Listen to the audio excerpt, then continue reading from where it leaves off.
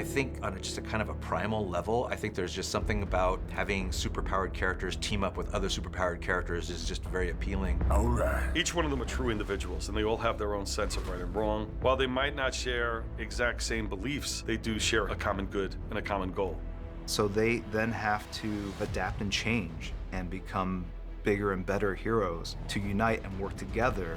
And that's great drama, and that's great storytelling. It is what has allowed the Justice League to continue for the last 50 years. There's a great history to explore in the Justice League. The team and these characters live in all these different media, comic books, animation, video games, toys. Every generation meet these characters and a different take on the Justice League. And now we're seeing the next generation meeting the Justice League through this film.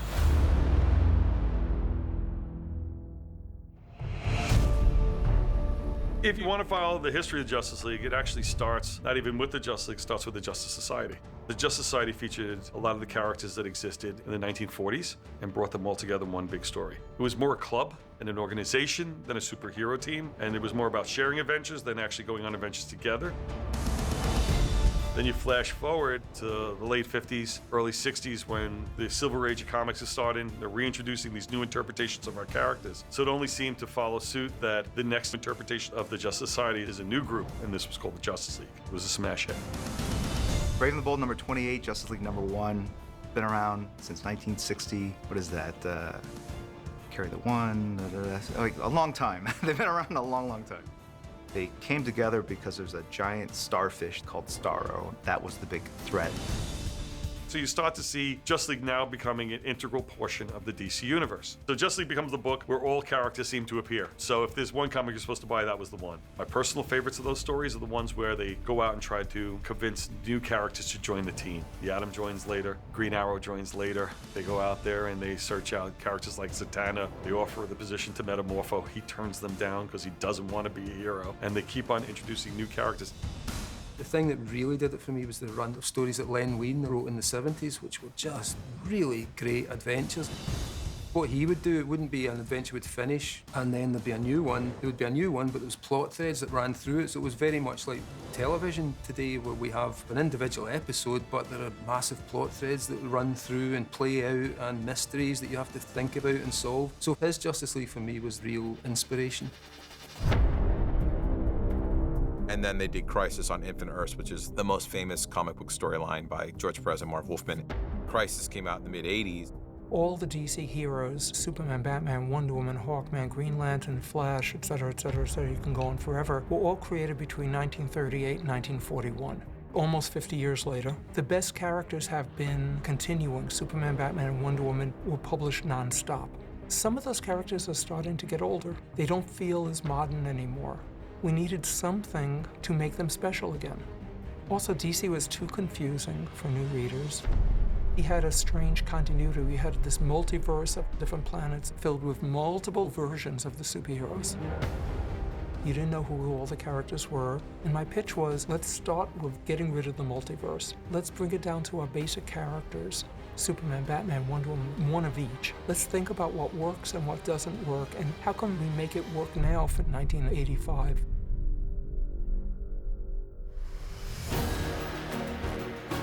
When End of Crisis came out, they relaunched a lot of titles, Superman and Wonder Woman and Flash, but also Justice League with Giffen DeMatteis and Kevin Maguire. It was not the usual team you saw, and the tone of it was funny. There was a lot of humor to it. It was this weird mix of characters, and from the outside, it was like, oh wow, they're trying to do something new. It was wonderful, and people really liked it. They were kind of going against the trend of grim and gritty comics. It was a great take on the team, and it was cool to see these strange characters together that we'd never seen come together and form the Justice League. And so for years and years and years, the Justice League was never the Big Seven, as they call it.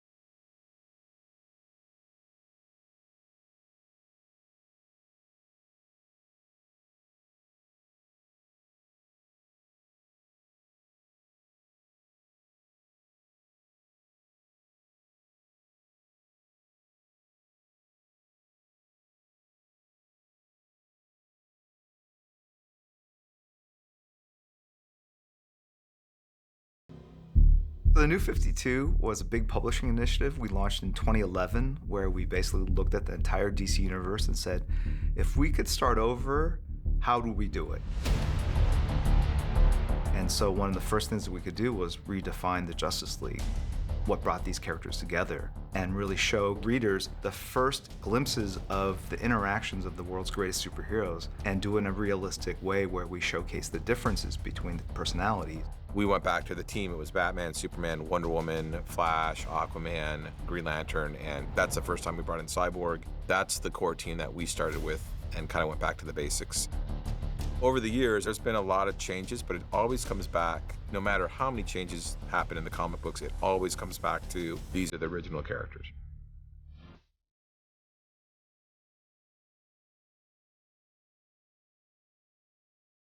My love for DC Comics, and specifically superheroes, because I'm all things DC, comes from Super Friends, which was this Saturday morning animated series. Back then, all we really had was animation, so the Super Friends was the closest thing we had to seeing the Justice League come to life, because you could see them move, and they talked, and they interacted. And they had a theme song, and that's what made me go outside and put a towel around my neck and run around like a dork. It was done under really restrictive TV broadcast standards and practices. They were not allowed to show characters punching other characters. So any kind of action they had, it was more like Superman would fight a tornado rather than fight another villain. There were things like that which kind of kept it from its full potential. When we came along and did our Justice League show in the early 2000s, it gave you a chance to take something that was like a static image on a comic and bring it into cinematic kind of storytelling. After we had done 2 seasons of Justice League, Cartoon Network said, yeah, we would like you guys to do another season, but we want to rebrand the show somehow. I came up with this name, Justice League Unlimited. And I thought, what does that mean? And that basically means instead of having just 7 superpowered characters, now we've got 50 some odd superpowered characters. Basically, any character in the DC universe is now automatically a member of the Justice League. But it allowed us to kind of dig deeper into the DC bench so that we could use characters like The Question, and Hawk and Dove, and Captain Atom, characters who are interesting to us as comic book fans, and they weren't necessarily household names as the other characters, but it was something that allowed us to kind of just expand the scope of the show, and it turned out to be quite a big hit with the fans. I always say it was my favorite show of all the shows I've ever worked on, because every episode was different than every other episode. And then doing the Justice League as a series of feature-length movies, it's interesting. It kind of gives us a little more of a narrow focus in terms of, instead of having season-long story arcs, we're basically telling movie-length stories with still pretty large ensemble cast. So it's tricky from a storytelling standpoint to make sure that each character is there for a reason. It's really tough to accommodate 7 lead characters. We always do try to balance it out. You want to make sure they at least get one really good action sequence in the film. It's a juggling act. It's a challenge.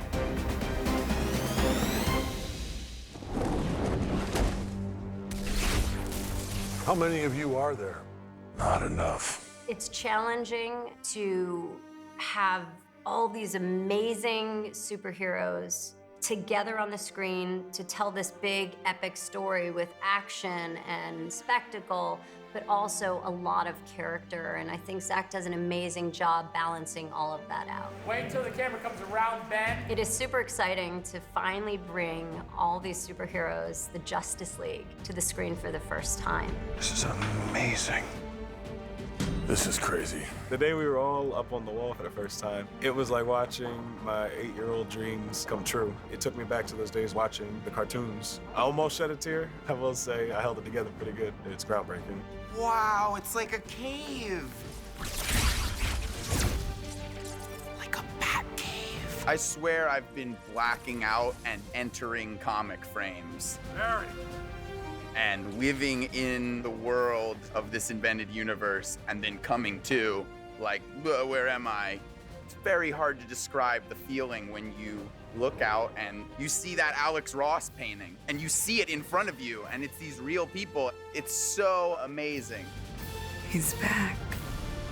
I had this moment the other day on set where I looked up and I saw Jason and Gal and Ben and Ezra and Ray there, and I thought, this is a piece of history happening right now, and I'm lucky enough to be a part of it.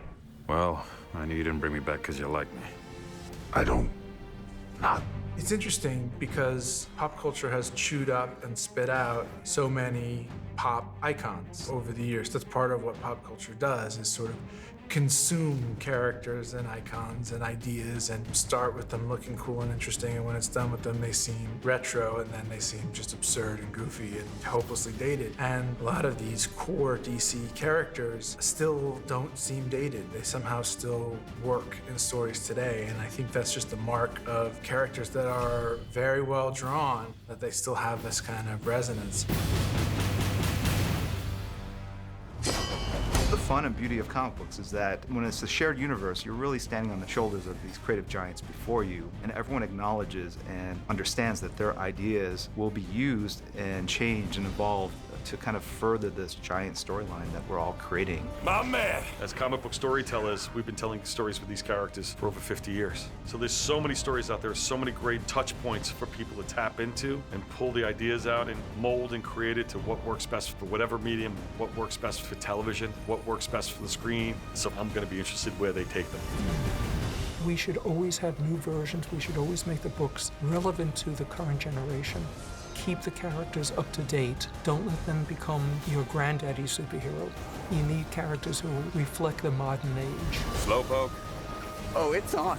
I've been really blessed to be part of the evolution of the DC universe. You have these characters and you get to play with their motivations, and as long as you honor the canon, there's still a lot left that you can do, and that's a lot of fun. The thing I love about the DC characters, specifically the Trinity, Superman, Batman, and Wonder Woman, is that they're icons. The symbols mean something. The Superman S, the Batman symbol, and the Wonder Woman shield, all of that is very iconic, and it means a lot to people. Just the other day, I was driving down the street, I saw 2 different people wearing Superman shirts, and I see more people wearing Wonder Woman shirts now because of the movie, and Batman shirts all the time. They're not just characters people love, they mean something. What they do represents something to people. I'm a big fan of Batman.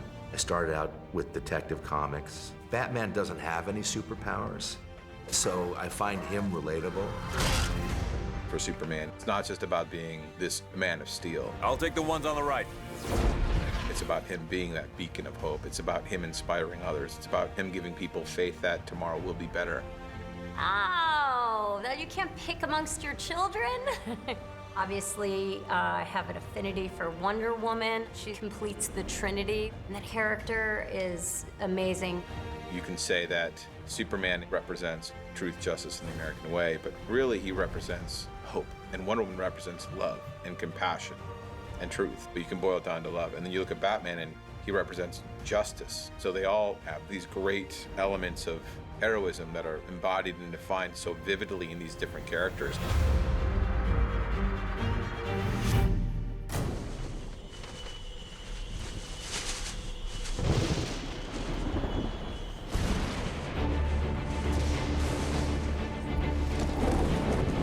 As a little kid, I looked at comics in a sort of very black and white way. I liked the idea of just superheroes and superpowers in the plain little kid fantasy way. The first time I looked at them in an allegorical way or in a more complicated way, in a way that they could tell more complicated stories that could reflect stories of our own, was when I looked at Batman.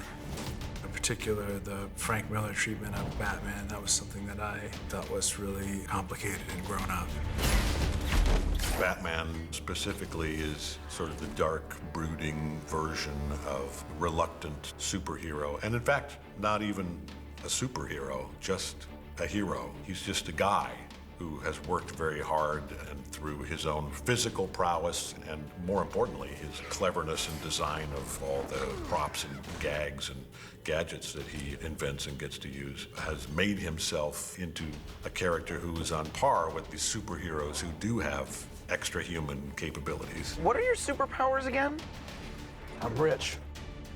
I think a lot of fans at some point in their reading career go, why is Batman part of this team? When you talk about taking on these intergalactic threats, they all have amazing powers, and Batman's like looking for a place to throw his grappling hook around so he can fly up to join in the party. Then you realize, oh, he's there because he's the most brilliant strategist in the group, and he's thought of every contingency. I think Batman in particular has stayed really relevant and resonant because he is, on the one hand, like a superhero, and on the other hand, just like us. He feels vulnerable. He bleeds if you cut him. He is a real person on the inside, and yet he is super. And so there's all kinds of contradictions inherent in that that make for really interesting storytelling. You know you can't do this forever. I can barely do it now. Steppenwolf, this is the job. When he started his journey, he thought he figured everything out, which he didn't. And then obviously Superman died. And he felt such a huge guilt for it, and I think it haunted him in his dreams. There's always a casualty of war. Superman makes an extremely noble act, so he's the inspiration to both Batman and Diana, and therefore he's our inspiration. The reason they go on this journey is to make sure the Earth that he was trying to protect stays that way. I'm gonna take out that tower, knock down that shield dome. Don't wait for me, just do the job. In this movie, you see Batman starts to work in a group, cares for people. He becomes softer and softer, and I think that he understands that he can't do this by himself. It's fun to watch Bruce with this new attitude, work collaboratively, and someone that's been working alone and isolated from others in so many ways in his vigilantism have to be part of a team. But it's good to see you playing well with others. Just like a bat. I dig it. Maybe temporary. I would say that he is the first person to be truly inspired by Superman, and he's continuing the legacy of Superman with bringing together the Justice League. He truly is the voice, he truly is the founder and team leader of the Justice League. I don't recognize this world. I don't have to recognize it. I just have to save it.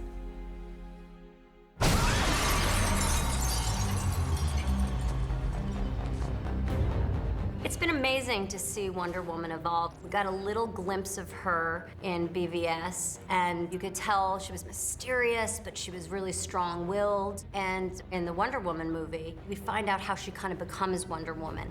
So in this movie, we get to see more of who she is.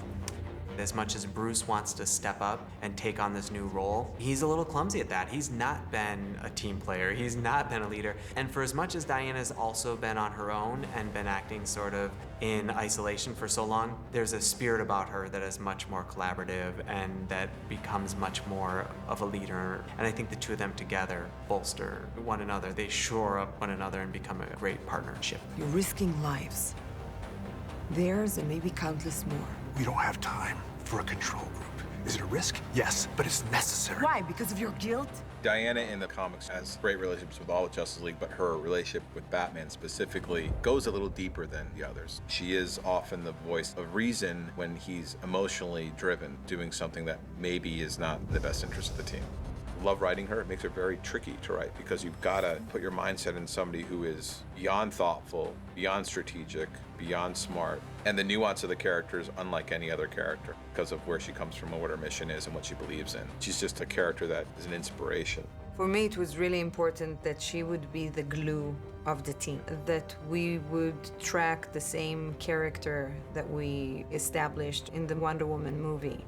One of the most beautiful qualities are the fact that she just cares for people in the most sincere way. So I made a point out of the importance of Diana being this glue to the team, that she would make each and every one of them, even if it's in small moments, feel stronger and loved and capable.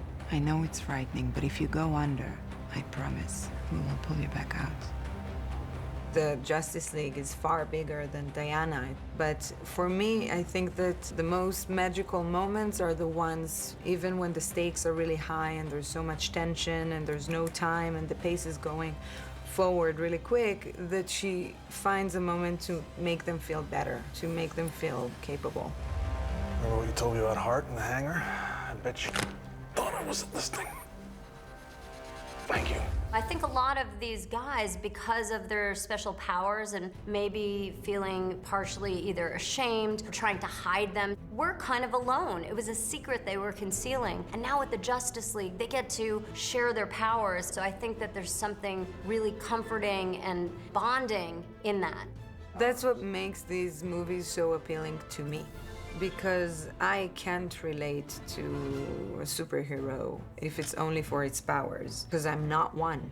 I don't know how it feels to have greatest power. And this is something that I really was aware of, and it was important for me that we bring something that is easy to relate to. She's vulnerable, and she's sincere, and she cares, and she's warm, and she's loving. These are qualities that all of us have on my lead.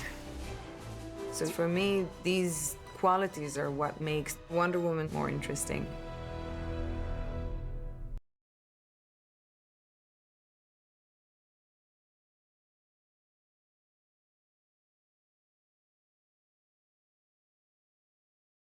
The death of Superman in comic books was the biggest thing that had ever happened. And people were really upset at the time. I remember I was upset at the time. I was like, wait, I love Superman. Everyone wore these black armbands with a Superman symbol on them. And everyone felt the weight of his death.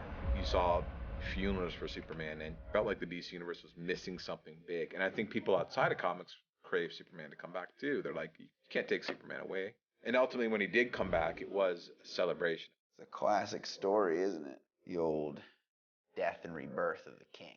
He's the genesis. He's the first superhero. He's like the alpha and omega of our pantheon.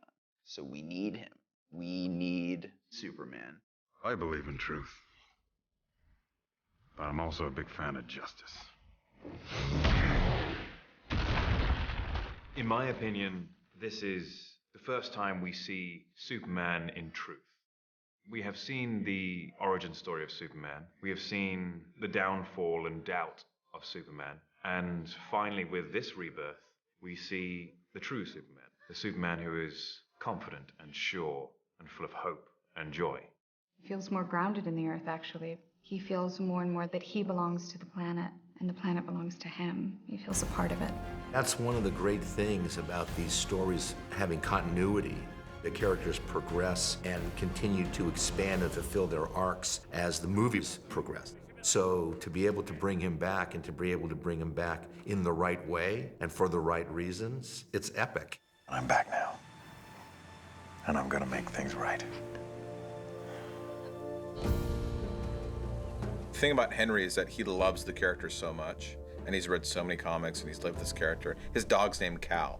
And just like us, he wants to bring that core, hopeful, larger-than-life, yet very human Superman to the screen. We've all been working closely together to get to the core of who Superman is. He will inspire, be joyful, and give hope to anyone who's watching. The thing is really interesting is you could say, any situation, what would Superman do? And you do the right thing. And I think to people who love these characters, it means much more. Wonder Woman isn't just a character people love, it's a character that people embody, a character people want to be, a character that people aspire to be. And I think that's what Superman, Batman, and Wonder Woman do, is that they go beyond just being characters that are cool. They're characters that are important. That's why I think the Trinity is above and beyond anybody else, and it always will be. The Justice League, a group of unique individuals with abilities that defy the limitations of our world. But even the most spectacular superheroes can be made stronger with the aid of technology. To create tech worthy of the Justice League, filmmakers looked at the evolution of each character to determine how science and mechanics could serve their individual needs.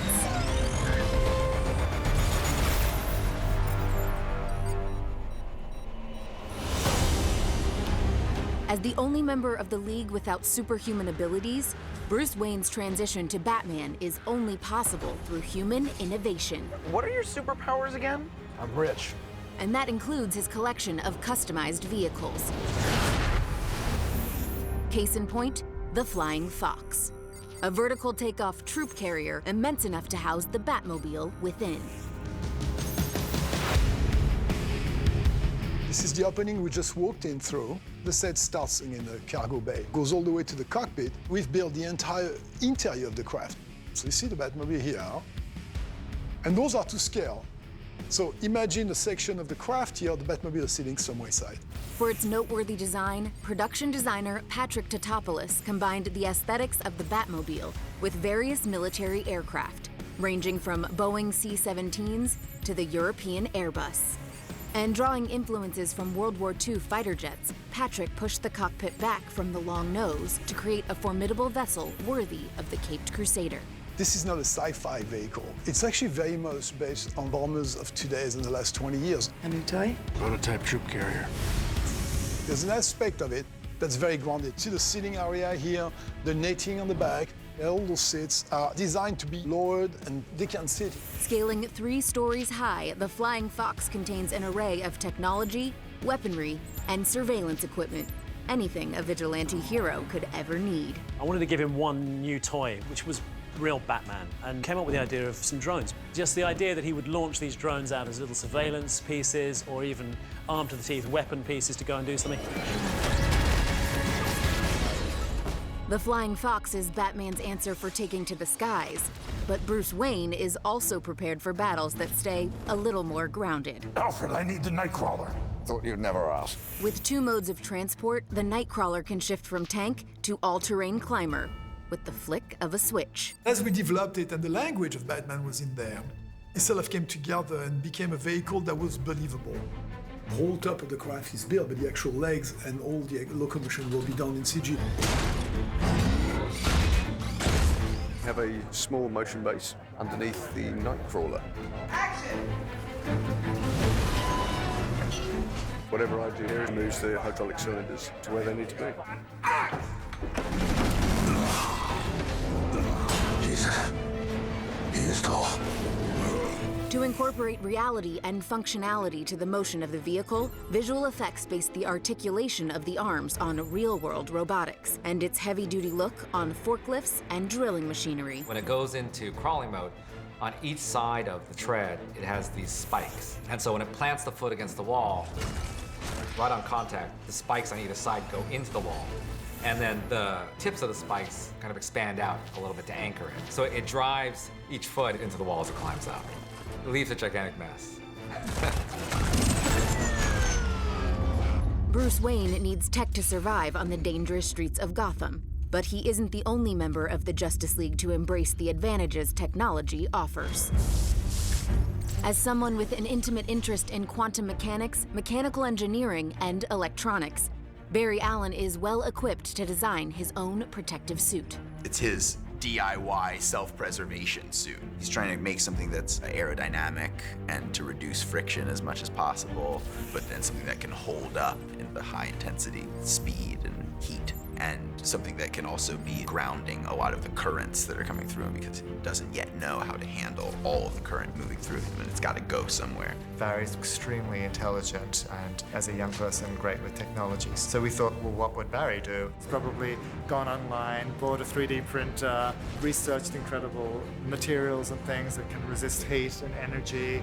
Who knows, he's so fast he might have stolen into NASA and grabbed some special materials that they're developing. Adopting the idea of a prototype, costume designer Michael Wilkinson and his team employed their own innovation to craft the costume. From sculpting bits by hand, to using actual 3D printers, to developing custom fabrics. There's a sense with the suit that there's like lots of layers of different ideas, some parts that have sort of been very damaged as he's working things out. There's over 100 pieces that are cast and adhered to the undersuit to create this costume. And then on top of that, you have this complex system of wires that crisscross across the body, and they're all put on by hand, art finished, and create this incredible sort of matrix across the surface of the costume. Is this a bad time to bring up my blood sugar? Very hungry. Technology may aid various members of the Justice League, but for Cyborg, it's a source of great conflict. I don't know how you got these gifts. Gifts?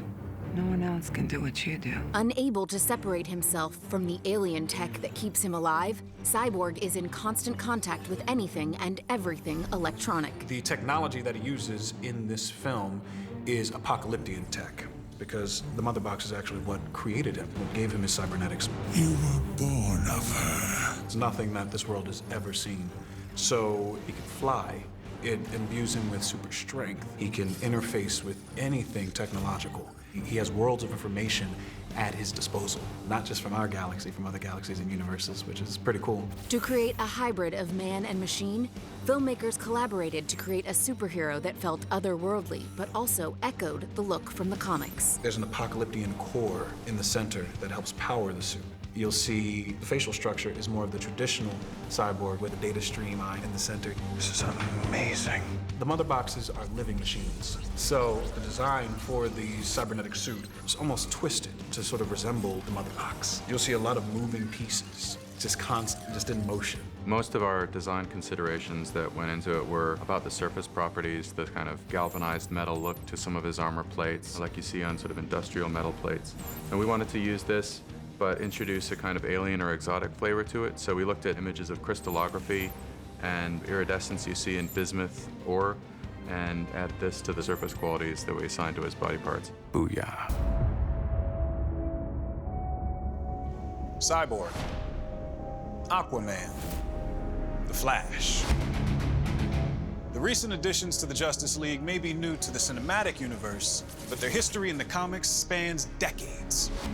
Hey everybody, I'm Ray Fisher. Stepping into the shoes of these iconic superheroes was a challenging but incredibly exciting task for us all. But what was most thrilling was delving into the hearts of these characters. Their ideas, their psyches, their pasts, everything that shaped them up to the point we find them in the film. We had a blast injecting our personal spin on the roles as we came together and were officially inducted into the Justice League.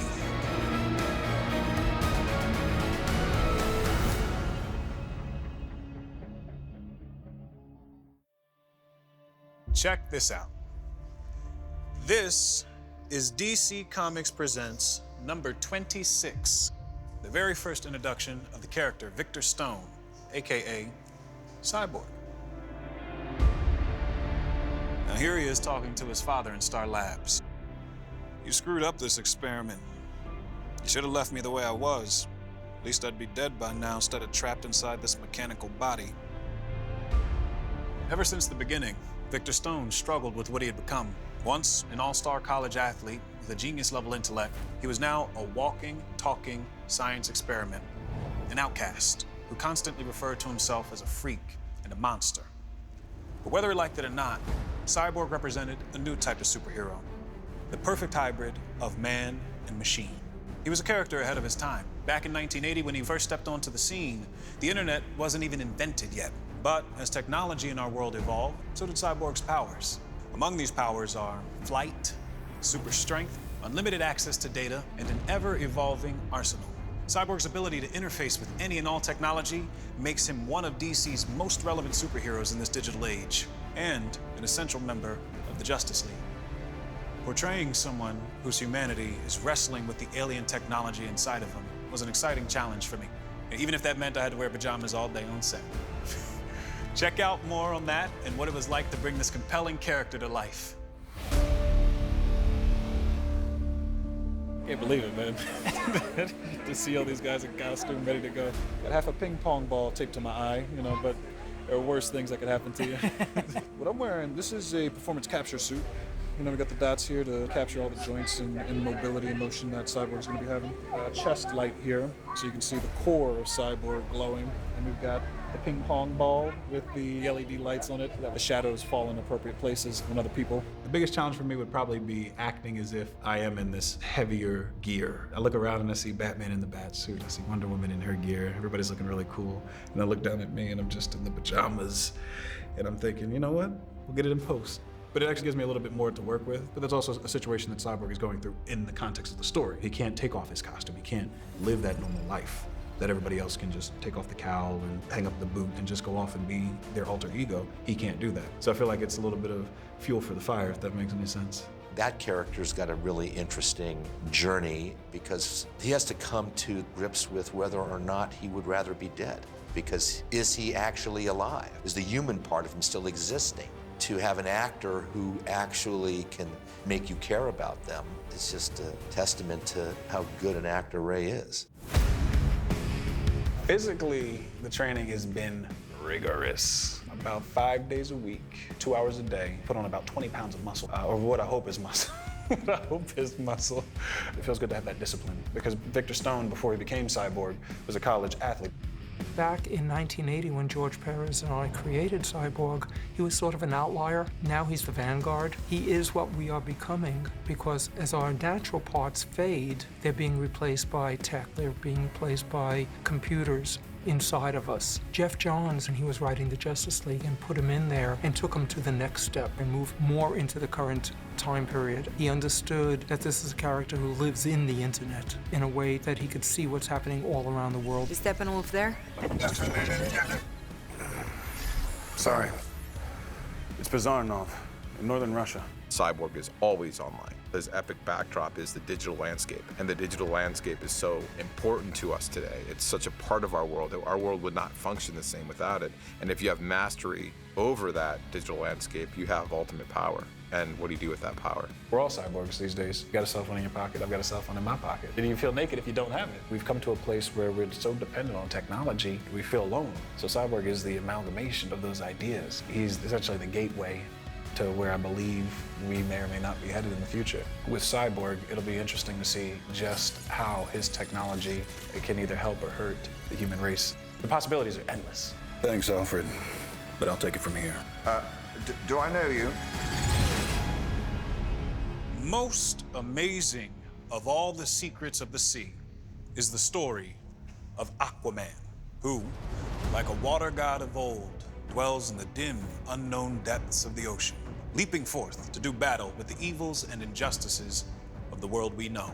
Now, that right there is from More Fun Comics number 73, the first ever appearance of Aquaman back in 1941, just 3 years after the debut of Superman. Now, as you see, Arthur Curry in the comics has a bit of a different look than our cinematic version.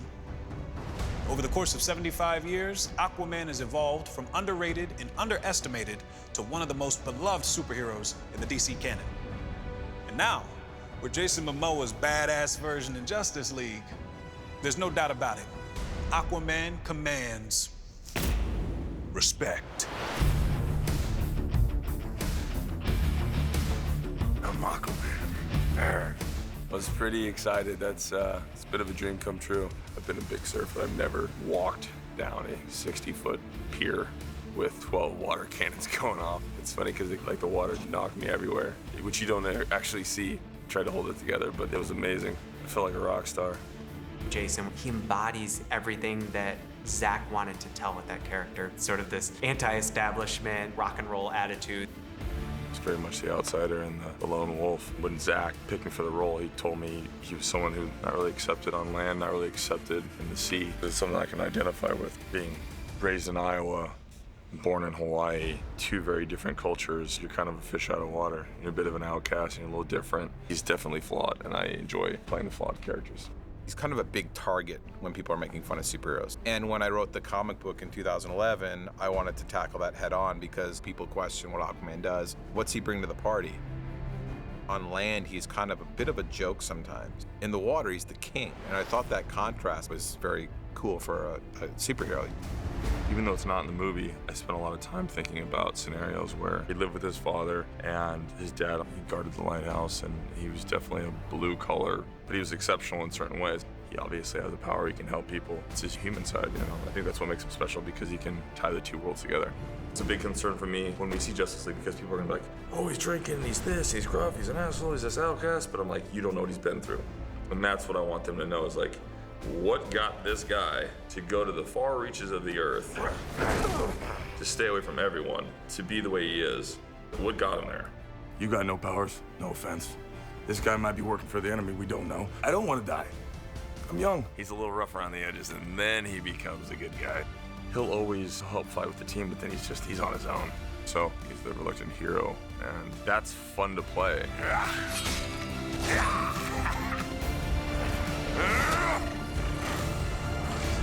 Ride ain't over yet. My man.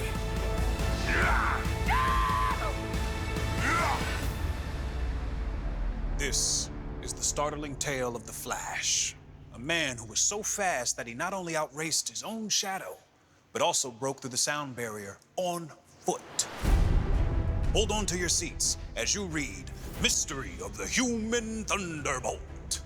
Now that's from the 1956 introduction of The Flash from Showcase number 4. Along with the debut of Barry Allen's heroics, the Showcase series kickstarted the Silver Age of comics. And for decades, DC writers and artists have had tons of fun exploring everything this fascinating character has to offer. And not only is he the fastest man alive, his unique superpowers have launched storylines dealing with time travel, alternate dimensions, and even something called quantum tunneling. And this means the Flash can even walk through walls. Ezra Miller's depiction of the Flash remains true to who Barry Allen is. Good-natured, upbeat, with a brain that moves a mile a minute.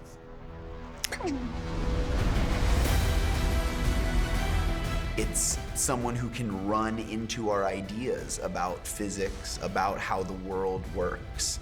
It's a character very much inspired by physics and by the works of Nikola Tesla. That's made the Flash such an interesting character for all of its history. He's a scientist who studies these ideas. He steps beyond our usual parameters of perception. Barry Allen, for me, he always felt like he was us because he was a normal guy. He was trying to do his best and a little awkward, and he got hit by a bolt of lightning by accident, developed these powers, and is trying to do the best he can with them. So for him, he's trying to use it for good. He has a really good heart. In a certain way, it's almost like he has humility, which is sort of rare on a superhero. Jeff Johns and I talked about this one issue of The Flash. He saves a group of people as a building is falling. But then they're all standing out on the street and they're like, we don't have anywhere to live. And he's like, 1 second. And he builds their home back, you know what I mean? Because he can study architecture really quick. That moment is so representative of the type of hero that he is. You know, this altruistic figure and someone who has an open heart. I've been interested in to inform the physicality of this person who's moving in a way that we don't understand. How does he get going? Or when he's slowing down his molecules, what does that mean for his breath? And then how does he stop? Maybe when he's coming to a stop, it's like and when he's in motion, when we kind of come into his perception, flash time. Fascinating, the idea that like your mind quickens, which means your perception slows to meet the speed at which you're going. The time that no one would ever see. Like, what does that look like? This massive current running through him. It's the funnest thing in the world. I'm talking about it like it's serious. And I'm a crazy person. And they say, yes, you can pretend to be a superhero. Wait, why am I? I'm blowing my cover right now. This is a terrible idea. That's rude.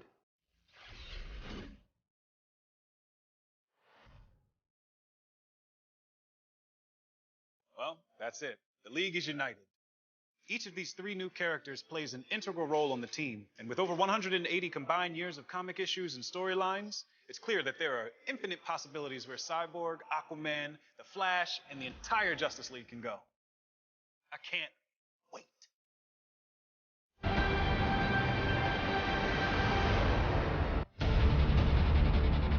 They called him Steppenwolf, the end of worlds. He lived only to conquer. He's a fearful character. There's no doubt about it. I think as soon as you see him, you just know, oh, holy God, here comes trouble.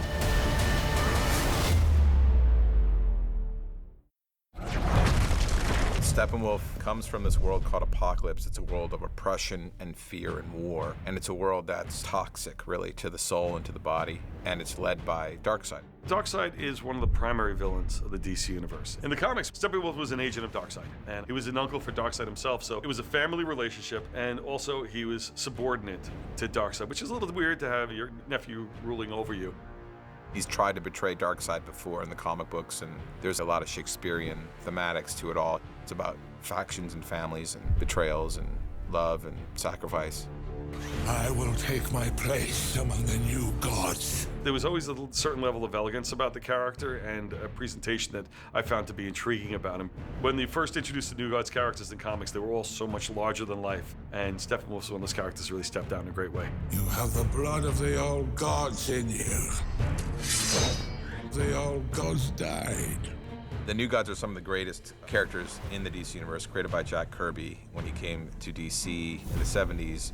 He decided he's going to create his own world, and so he created the Fourth World and just completely added this whole other epic real estate onto the DC universe in a way that no one else has really done. So when he created the Fourth World, Not only did he create New Genesis and Apocalypse, but he created mother boxes and boom tubes and Metron's chair, all these like crazy ideas, and no one knows where they came from. That was the magic of Jack's mind.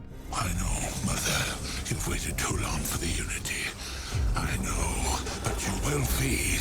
A mother box, it's all about energy and power. It could be limitless, you know, it can communicate, it can sense life and death, and it can rearrange molecular energy, it can transport, which is great because it's a fantastic method of surprising people, isn't it? It's the best way. You go like, what was that? Steppenwolf's powers are mostly physical, more than any form of mental agility. He has been on this world way back in time. He basically refers to the people on it as primitive and unevolved. You're not worthy to touch Mother. She's power, and power is the only law. Even though you do have these superheroes with all these extraordinary powers, he still believes they're rather primitive. So that's why in the end you have 5 or 6 superheroes ganging up on him. It's not really a fair fight, let's be honest.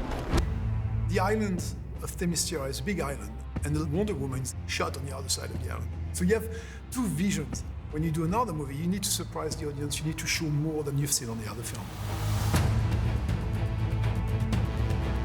100 years have passed between when we see the Amazonian warriors in the Wonder Woman film and now when our film comes out in the early 21st century. There's a lovely sort of cross between the world of Wonder Woman and the world of Justice League. To find out that I got part in Wonder Woman was over the moon, and then Justice League. Obviously, it's amazing. It's kind of like a childhood dream. It feels amazing. I mean, it's some of the same people, some of the same crew, some of the same cast, but again, it's a really nice vibe. And all the women that are picked are strong, powerful women, which is also cool. You know, they've not just been put in the outfits, and you know, we all did the training, we all got really strong, and you know, a lot of the people here are athletes and you know, and quite high up in their respective sports, so they are actually warriors, you know, which is pretty cool. How do you not feel amazing in this costume? I feel epic.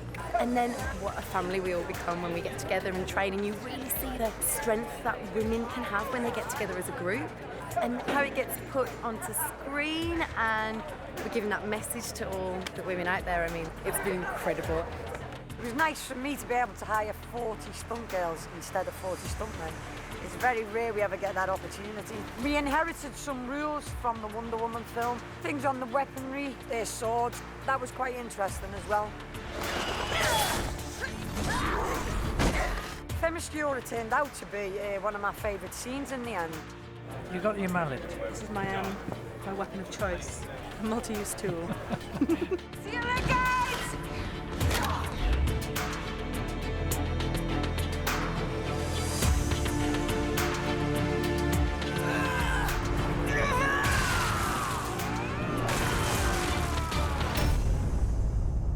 Take Brooke and Harry to the toaster rig, okay, and do a rehearsal with them.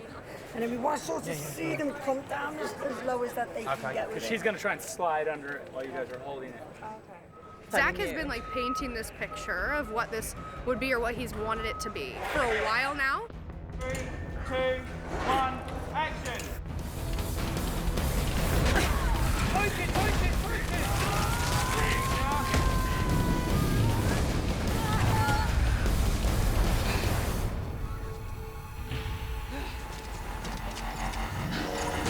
Keep it moving.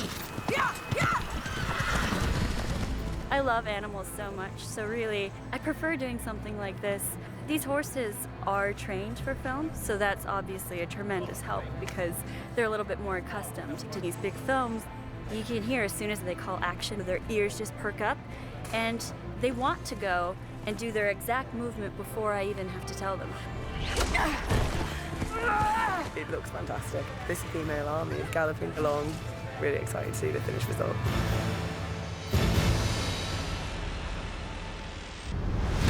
We are at the Old Bailey. We've got terrorists arriving in their white van.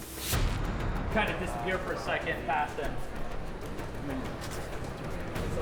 Yeah, slightly more aggressive. Let's try it.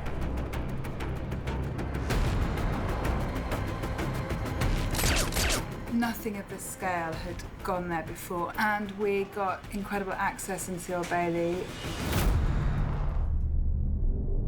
public hangings and executions used to take place in this area. There's the famous Dead Man's Walk, where you would walk from your sentence straight through to be hung in a church, I believe, that was on site. And over the years, the site's evolved, but you know, it's always been a site of justice in the UK for a very long time. It was big, certainly what we were trying to achieve there, script-wise, story-wise. In terms of the number of people, we had 200 extras, we had 23 police, we had about 60 security there. It was great. It was an amazing experience, and we were very lucky. We're going to be able to use the street, the lobby, this floor. A lot of our action happens in the room, which is at the end of this corridor right here. This room will be built on set. It's actually built on set now. Why? Because we have tons of shooting, action, and of course we couldn't do this here. The real thing for me was like to make sure that this was the exact same green, the exact same wall panel, making sure that we transition with creating this thing on stage and you have the same exact vibe. And now in here, we have tons of action.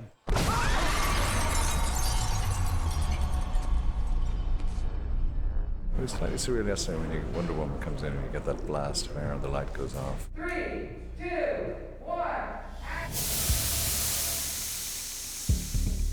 With this film, because it's so character-driven, there's a lot of emotion and character traits. For example, with Gal, she did probably 99% of the stuff.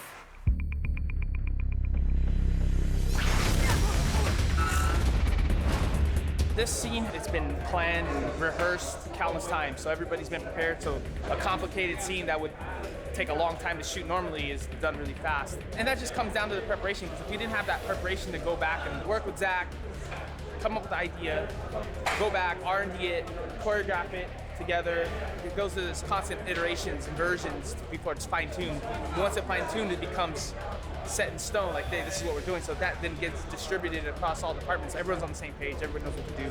So all they have to do is execute. She would have their own attitude, and it made all the difference, really. The tunnel battle, you have Wonder Woman, Batman, Flash, and Cyborg. We built a pretty large set. This is supposed to be the remnants of a transit system that would run between Metropolis and Gotham, but it's sort of abandoned. So we had 3 separate environments built over there in London. One for the lower tunnel set, one for the catwalk that they jump across, and one for the machine room where Steppenwolf's holding the scientists hostage. He's already here. Yeah, you overlap. You overlap your landing, and then you turn, you watch Batman land. Batman walks forward when he pushes Flash. We're close to about 50 feet off the ground, and it's tricky because one of our characters is on a wire because he fires his grapple gun and swings. So what you've got to do there is show that he's on a wire, which is what we always try not to do, because you never want people to believe they're on a wire, if that makes sense, when they're doing something. Then our other character has to leap as if she's doing it all by herself and nothing's helped her. So that was quite an interesting process for us. For this angle, don't go quite so low. If you go too low, I'm back here, I can't see it. Steppenwolf and Parademons were all played primarily by stunt performers in performance capture suits, so then we had to replace them with CG versions of those characters. The anatomy of the characters that we designed didn't actually match real-life humans, so we had Steppenwolf, who was a 9-foot alien, and then these Parademons with these giant arms, these massive hands, so we had to upscale everything in order to match these alien creatures. We have families. Why does everyone keep telling me that? Probably the biggest VFX moment in the tunnel battle is the Flash assisting Wonder Woman with her sword. The Flash takes off by jumping over a rail and starts running down the wall. He has a different sense of linear time than humans, and you immediately have a complication because the Flash moves at one speed of time, and because we're moving with him, then everything needs to be frozen. And we made a conceit in this movie because we thought it was more interesting that in the frozen time, we would keep things slightly moving as opposed to freezing at 100%. Trying to get the idea that because the Flash moves so fast, the impression of the Flash for a human, it's almost as if he teleports around. You kind of got shot, remember it's like a circle, so you kind of came in like that. You would have come from like Right, this. yeah. And I would have like started tumbling, right? Yeah, you would have probably rolled into it. Action. The neat thing sort of about Flash and his effects are, I mean, we absolutely are using state-of-the-art software and computers to do his effects, but largely the attitude and the style of them are sort of a throwback to more hand-drawn lightning and animation. The electrical discharges on the Flash's body, it became a lot more satisfying if we were able to pick and choose what happened when by hand. Computer procedural solutions are random. Lightning just, it goes off, and look at it, it looks random. So when we draw this stuff, it's all motivated by Ezra, his actions. He's moving and anticipating. So you find a story from his performance and then use that to take the lightning this way and that way. So in that sense, it seems a lot like pure chaos with an underlying human touch to it.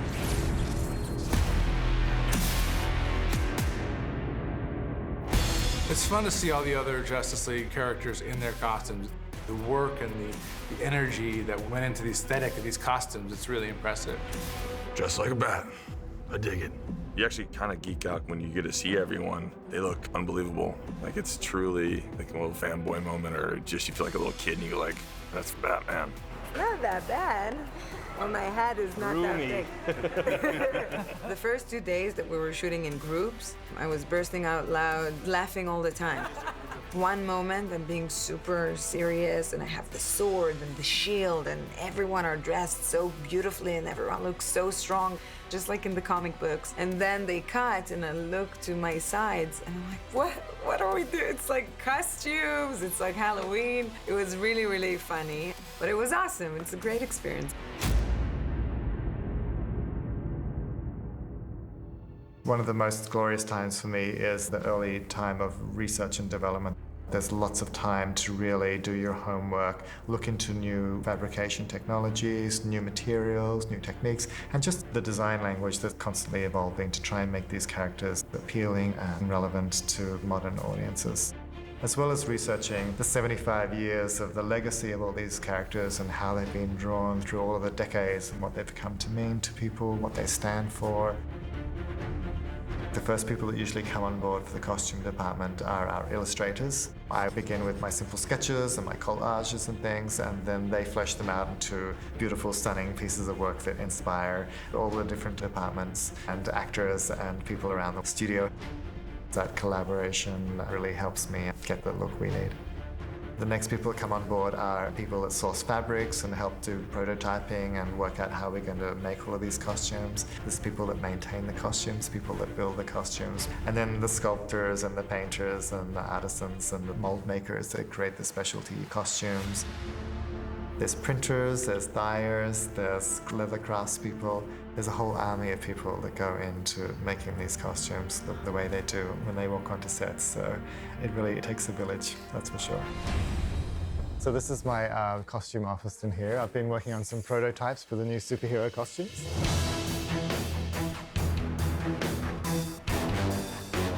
This is where we have meetings with the director and show him what we've been working on and the new ideas that we're developing for the superheroes. What is this outfit? It's weird. Yeah, it's really odd. Something I wanted to pitch to you guys. First up, we have the sculpture of the tactical suit for Batman, which is the suit that we'll see at the end of the film. It's built over the Batsuit from the last film. And this time he has another layer of armor when he realizes that he has to really lift his game to fight with the other superheroes and overcome the alien invasion. So this is the cowl from Batman vs. Superman, and this is the new cowl that we're developing. We're trying a new material that's super flexible, and we're having a slightly different silhouette, just tweaking all of the lines to make him look super sharp.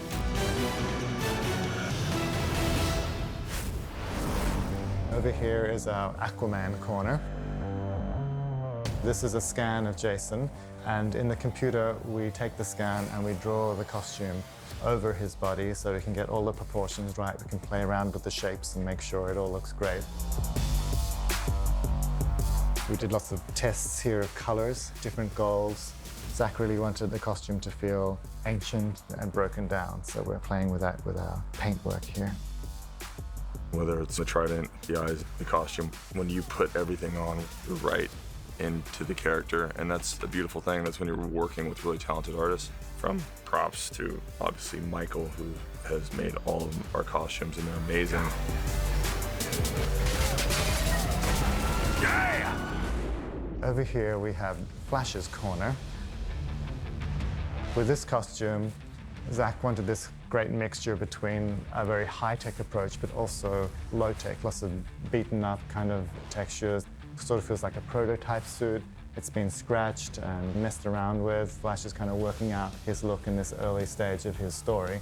Silica-based quartz sand fabric, heat resistant? Yeah, I do very competitive ice dancing. I had this idea that it's almost like a sports shoe in the way that you combine soft, flexible materials and then layer it up, and so it becomes harder and harder. These fabrics actually started off being two different fabrics, and we took a neoprene, we came up with a digital pattern, and we had it laser cut into the neoprene, and then we had it fused onto this backing fabric here. And that way you have a fantastically stretchy fabric, but it also has an amazing dimensional depth to it when you stretch it across the foam. I like the idea that he's stolen a bunch of stuff from NASA, and I think he's a good-hearted person, so I think he probably left in a little pile on the floor all of the money he's made working his 3 jobs. He just probably dumped a lot of it on the floor of the NASA warehouse and then scooted off. Oh, it's some surplus supplies, but he's sewn together these layers of netting and synthetic material that can be both flexible, that can be heat resistant, that can protect him maybe a little from all of the flying things, like all the bugs. You have to imagine the bug nightmare of if you've ever driven fast down a highway, then you know that the Flash has bug issues. Yes! It was gross! Oh! Cyborg was another character that it was my responsibility to come up with the look for him. I worked with my concept artists to create lots of different artwork to inspire what the final look for Cyborg might be.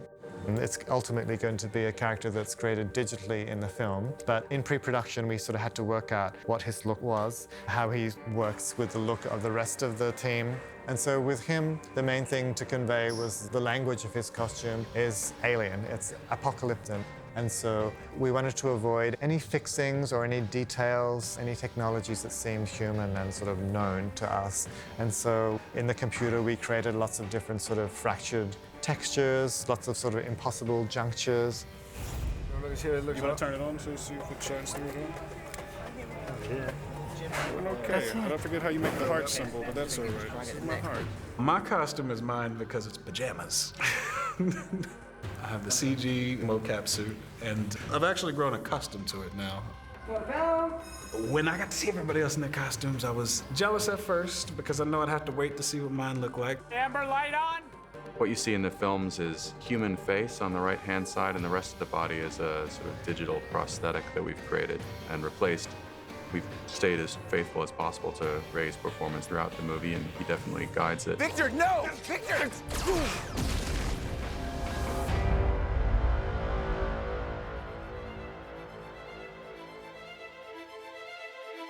This time around, we really wanted Superman to really jump off the screen and have an even more special luster and a luminous quality.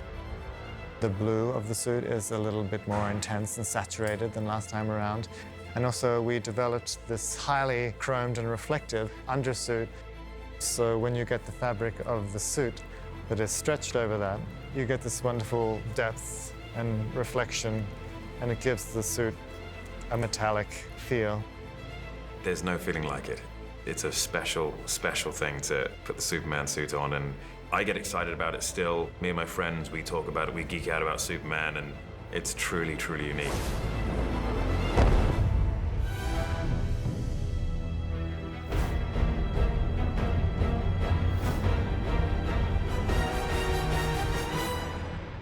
What I wanted to achieve with Wonder Woman's costume is to get a mixture of strength but also elegance. She's a legitimate warrior and a fantastic, strong fighter, but she also, the way she fights is very different from the other characters. She has a real discipline and a strength and a majesty to her way of fighting, and that extends to the whole Amazon culture.